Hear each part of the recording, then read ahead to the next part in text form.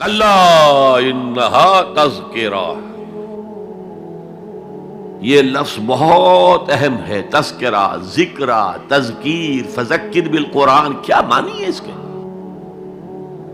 یاد دہانی صحیح ترین ترجمہ ہے، یاد دہانی. ایک ہے کسی کو کچھ سکھانا، نئی بات سکھانا، ایک ہے یاد دہانی. اسے ایک چیز معلوم تھی، کوئی بھول گیا، یاد کرانا. جیسے آپ کے کسی دوست نے آپ کو بہت قیمتی قلم دیا تھا، آپ نے اسے بہت سنبھال کر اپنے ٹرنک میں رکھ دیا. اب سال ہا سال ہو گئے، نہ دوست سے ملاقات، نہ وہ یاد. اچانک آپ نے کسی روز ٹرنک کھولا اور وہ قلم آ گیا، تو آپ کو دوست یاد آ جائے گا کہ نہیں؟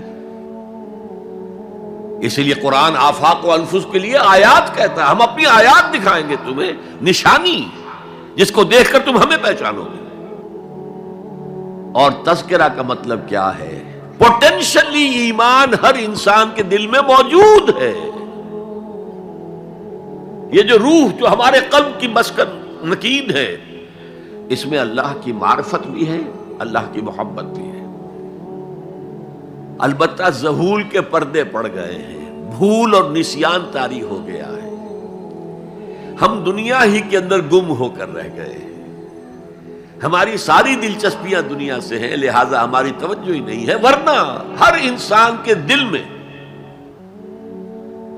یہ جو یہاں ہندوستان میں کہتے ہیں آتما اور پرماتما، آتما اور پرماتما کا تو تعلق بہت گہرا ہے. ابتدا میں بنا دی گئی تھی ارواح، جب ہم سب کے سب تمام انسان آدم سے لے کر اور تا قیامت جو انسان آئے گا دنیا میں، ان سب کی ارواح پیدا کر دی گئی.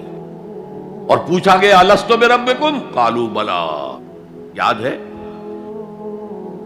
لہذا یہ تذکرہ ہے، یہ یاد دہانی ہے، تمہارے اندر موجود ہے. اللہ کی معرفت بھی موجود ہے، اللہ کی محبت بھی موجود ہے. لیکن کلا بل ران علی قلوبہم ما کانوا یعملون، ان کے دلوں پر زنگ آ گیا ہے اب ان کے اعمال کی وجہ سے.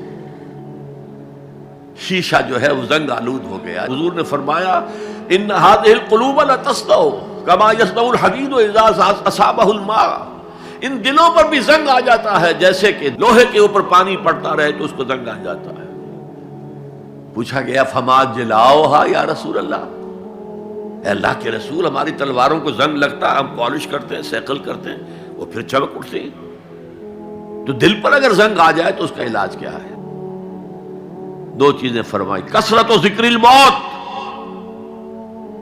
و تلاوت القرآن. دو کام کرو کثرت سے، موت کو یاد رکھو، یہاں رہنا نہیں ہے، جانا ہے.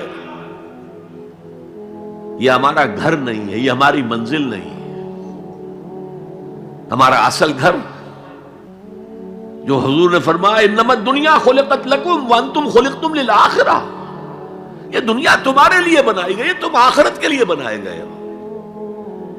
اسی لیے حضور نے فرمایا کن فی الدنیا کانک غریب عابر السبیل،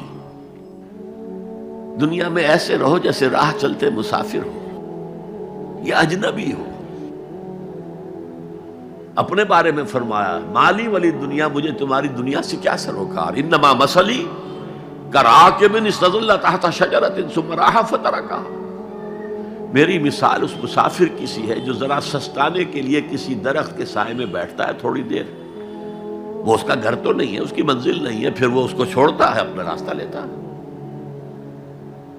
یہ اگر ہمارا تصور قائم ہو جائے، کلا انہا تذکرہ.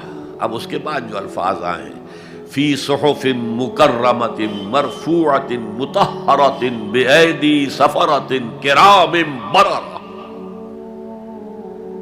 یہ جو قرآن ہے، جو تذکرہ ہے، یہ بڑے ہی انتہائی پاکیزہ صحیفوں میں ہے. فی صحف مکرمۃ، بڑے باعزت، مرفوعۃ مطہرۃ، مرفوع بلند اور انتہائی پاک. بے ایدی سفرۃ، یہ کن کے ہاتھوں میں ہے؟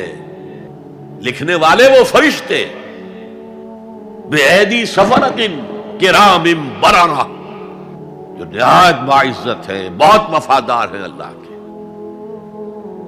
یعنی اصل قرآن کہاں ہے؟ لوح محفوظ میں ہے. اصل قرآن کہاں ہے؟ ابھی اگلی جو پڑھیں گے ہم، کتاب مکنون، چھپی ہوئی کتاب کے اندر ہے۔ اصل قرآن کہاں ہے؟